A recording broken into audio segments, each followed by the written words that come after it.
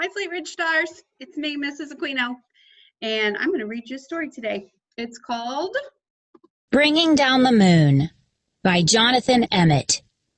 Illustrated by Vanessa Caban. Okay, here we go. Hot diggity! Exclaimed Mole as he burrowed out of the ground one night. Whatever's that? The moon was hanging in the sky above him like a bright silver coin. Mole thought it was the most beautiful thing that he had ever seen. Whatever it is, I must have it, Mole said to himself. I know, I'll jump up and pull it down.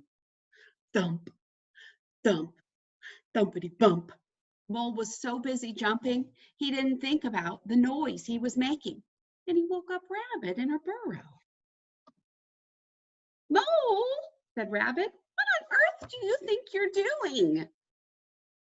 Hello, Rabbit, said Mole. I'm trying to pull down that shiny thing. You mean the moon? Asked Rabbit. So that's what it's called, said Mole. You'll never do that, said Rabbit. It's not as close as it looks. But Mole would not give up. I know, he thought. I'll get a stick and poke it down. He found a long stick, poked it up at the moon. Swish, swish, swishity, swish. Oh, Mole was so busy poking that he tripped over Hedgehog in his bed of leaves. Mole, grunted Hedgehog, what are you up to? Hello, Hedgehog, said Mole. I'm trying to poke down the moon. You'll never do that, said Hedgehog. It's not as close as it looks. But Mole would not give up. I know, he thought. I'll throw something at it and knock it down. He found some acorns and he threw them at the moon. Plink, plink, plinkety plink. Ouch, said Squirrel. Mole, have you gone nuts? Hello, Squirrel, said Mole. I'm trying to knock down the moon. Never do that, said Squirrel. It's not as close as it looks. But Mole wanted the moon so badly, he would not give up. I know, he thought. I'll climb up a tree and carry it down. Mole had never climbed a tree before, and it was hard work.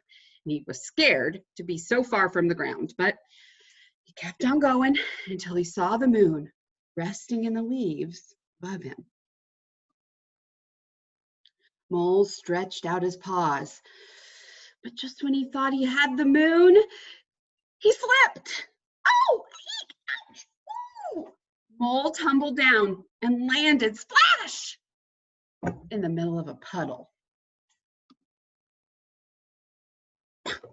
Diggity drat, thought Mole. I almost had it that time. And then he noticed something floating in the puddle beside him. It was pale and wrinkled, but Mole recognized it at once. The moon, whispered Mole. It must have fallen down with me. He reached out to pick up the moon, but as soon as he touched it, it broke into pieces and vanished. Mole sat in the puddle and he cried. Rabbit, Hedgehog, and Squirrel came running up. Are you all right, Mole? Asked Rabbit. I'm all right, sobbed Mole, but the moon isn't. I pulled it down and then I broke it, and it was so beautiful. And now I'll never see it again. Oh, Mole, said Rabbit, couldn't have pulled down that moon.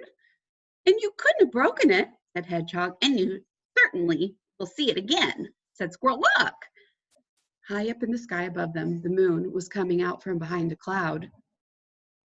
Oh, whispered Mole, and it's just as beautiful as ever. Like how they're all standing there together holding hands. Mole, Rabbit, Hedgehog, and Squirrel stood and stared up at the moon together. It's beautiful, said Rabbit. Very beautiful, said Hedgehog. Very beautiful indeed, said Squirrel. Yes, said Mole, but it's not as close as it looks. That's the end. There's Mole looking up at the moon. Hope you guys like that story. It's one of my favorites. And thank you for listening. You guys.